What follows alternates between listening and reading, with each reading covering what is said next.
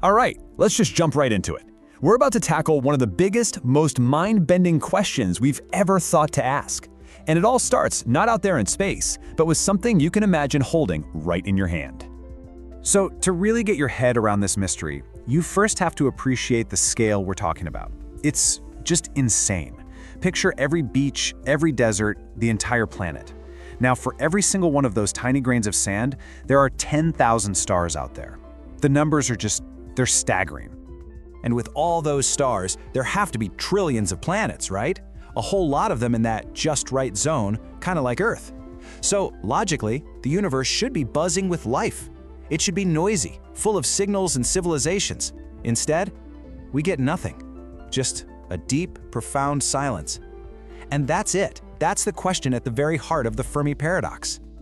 So, how can the universe be so packed with potential, but also be completely quiet? Let's unpack that contradiction. This is what we call it, the Fermi Paradox. And it all started with a really simple question. The physicist Enrico Fermi was at lunch one day back in the 50s talking about aliens, and he just kind of looked up and asked, "So, where is everybody?"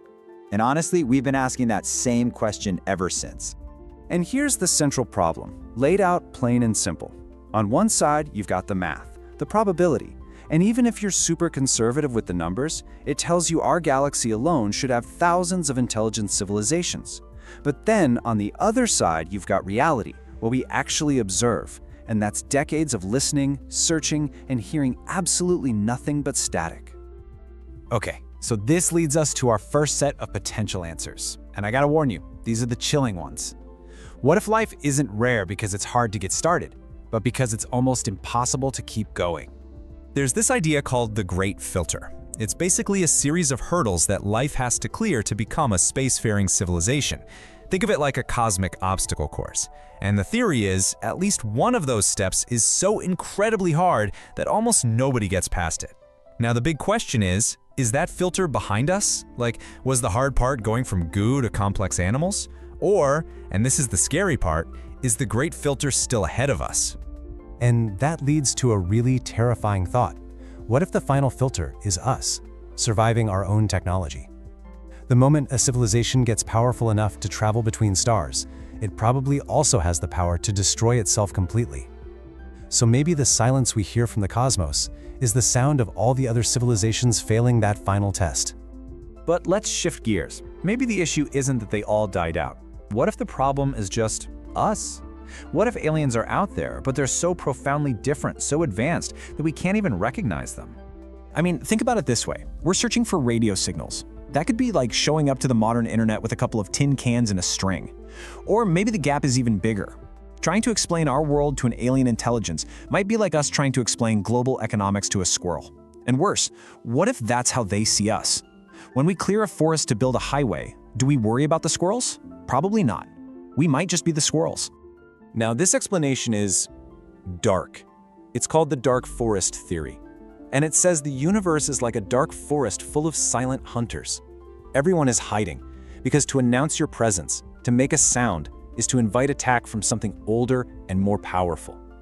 So in this scenario, the silence isn't because no one's home. It's because everyone is terrified. But we always assume advanced life would be driven by the same things we are: expansion, colonization, survival. But what if that's a totally primitive way of thinking? What if once you get advanced enough, you have much, much better things to do than go out and conquer a cold, dark galaxy? I mean, really think about it. Imagine you could build a supercomputer around a star that could create a perfect simulated reality, a digital heaven. You could live for eons in pure bliss. If you had that choice, would you really bother building clunky spaceships to explore the physical universe? Or would you just plug in and leave it all behind? So you see, no matter which solution to the paradox you find most compelling, they all end up doing the same thing. They force us to turn the camera back around and take a hard look at ourselves and our own future. Just look at our spot on the cosmic calendar. We are infants. We're brand new. We've only had the ability to even listen for signals for about 100 years. On a galactic timescale, that's not even a blink of an eye. We've literally just learned how to make a little peep. When you strip everything else away, the silence of space leaves us staring at two absolutely staggering possibilities. And each one comes with a huge weight of responsibility. Either we're one of the first, or we are the only one. So what if we're just early to the party? If that's the case, then the silence isn't a warning. It's an empty stage. It means the future of life in this corner of the universe, well, it starts right here, with us. We could be the ones to fill the cosmos with life and meaning.